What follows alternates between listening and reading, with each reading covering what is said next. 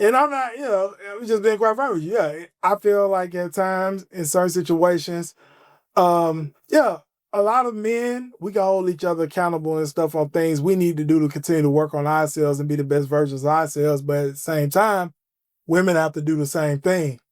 And like you said, with, your homeboy to even the Kevin Samuels situation, I felt like a lot of women at the time wasn't holding themselves accountable, in terms of working towards being the best version of themselves. They just sitting back talking about what they want out of a man, right? And at times it could come off as being delusional if you don't have yourself all the way together. So I could definitely agree on that. Now, let's talk a little bit, Rasheed, as well. So we did talk a little bit about jobs and career, but is there anything else you want to elaborate on that when it comes to relationships and money? I do, because, when you look at the statistics, and Kevin talks about this too, where a lot of the women are more educated than men.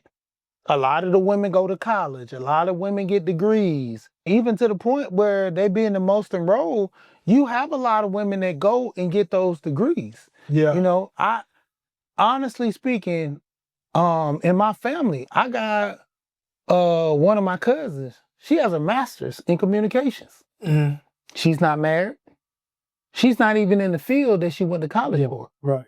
And generally speaking, most women do that. Yeah. They go to college, get a degree, and they work in sales for another company. Right. But they went to school for communication for something else. Yep. I know some women like that. And it gets like that to the point where you have this education and you're making the money. What is your next step? Because you could say, man, I made the money. You wanted this whole thing, be independent, to, be a strong independent. When you make the money, Yep. now you want a relationship at what time? When you get in your 50s, when you get in your 40s? Right. When you get that career goal, start looking for the mate. And I'm seeing that now, Rasheed. I'm gonna be honest, even when I was younger, I didn't see that, but I'm seeing that now. Like, yeah.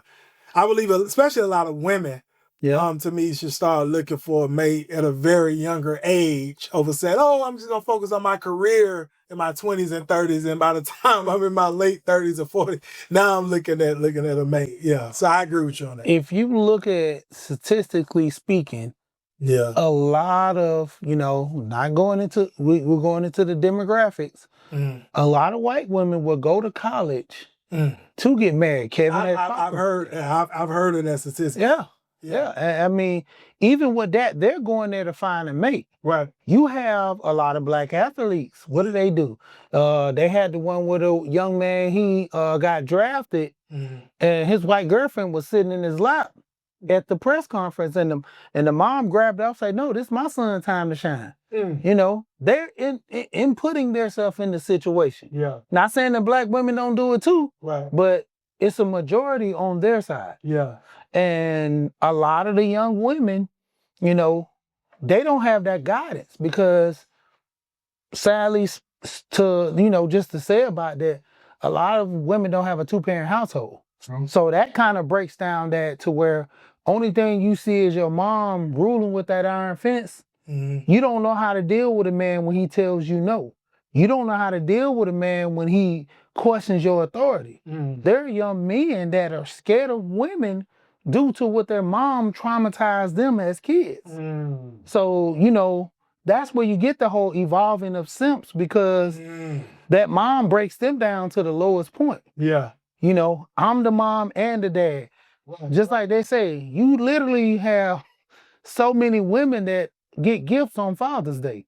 Yeah. How many men get gifts on Mother's Day? We don't even force ourselves to put ourselves in that situation. Exactly. But when it comes down to it, man, and me being married, it's not that I'm bashing women. Hey, statistically, I mean, you can look at the numbers with me being married for a while. I'm not a, tyrant. I'm not a, whatever they can say to a man that dominates the household, to a degree. But it's to a point, me and my wife, we got married on a principle of us doing what's best for ourselves and best for the family with the kids. Okay. career moves. When I go get another job, you know, I keep my wife in mind. I keep the kids in mind. You know, I put myself in a situation where I can make less money to stay at home and discipline my kids. You know, because the situation of me not having my father growing up, I grew up with my grandparents. So that was a situation I said, well, I want to be in my kid's life. Right. I had a homeboy, he says the same thing. This guy makes a ton of money, but he put himself in a situation to be at home and to be in his kid's life. And growing up in the, 90s, a lot of those boys didn't grow up with their father. Right. So that's why they get to a point to say, if I'm going to do this, I'm going to try to do this the way in which my dad didn't do or he wasn't able to do. Right. So, we get that point where you're making the money, but hey, in the end, you got to, like you say, fill the void. Mm-hmm. Absolutely. Absolutely. Hello, this is G Bass. Rise of the 1%, Rise Media. We on this Saturday evening about to get ready to knock out some podcast episodes with some individuals here in the city of Atlanta making some big moves. You can see here, look. This is how it goes down. Here when our guests come and sit down with myself, G Bass, otherwise the 1% of Rise Media, to have that conversation, to share the story, share the journey, share what you got going on.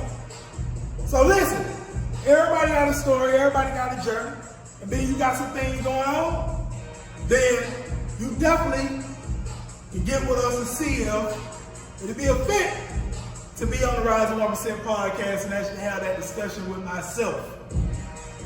It's going to be a link to a form you can fill out. You said www.theriseofthe1%.com/pod form. Again, www.theriseofthe1%.com/pod form. It's going to be in this video. You can fill that out. And we can see if it'll be a fit for you to come on and have that conversation with myself. If you don't fill out the form, then obviously it's not for you, and that's fine. We're looking for those that's serious. Those that's serious about rising to the top 1% are already in the 1%. That's what we're looking to sit down with myself right here. As you can see, Rise Media, Rise of the 1%. This is how we get down. And we have a great time and have a lot of fun doing it.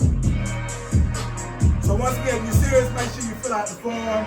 We'll look over the form, see if it's a fit. If it's a fit, we'll reach out. If not, we won't reach out. We'll just continue to move forward. But with that said, this is G Bass. See you soon. Have a great one on purpose.